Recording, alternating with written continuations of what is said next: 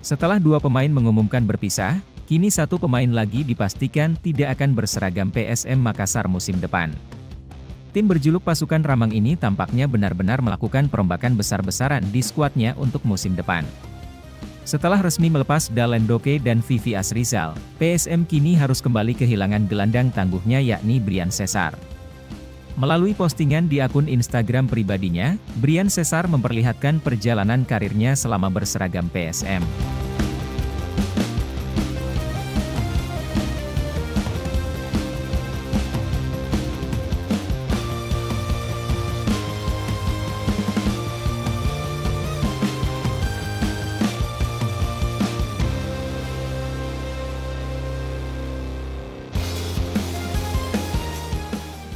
Dirinya bahkan menuliskan keterangan dengan mengucapkan kata terima kasih kepada PSM Makassar.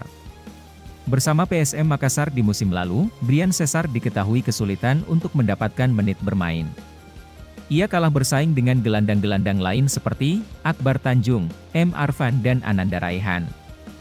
Brian Cesar tercatat hanya tampil sebanyak 8 pertandingan dengan catatan 168 menit di musim lalu.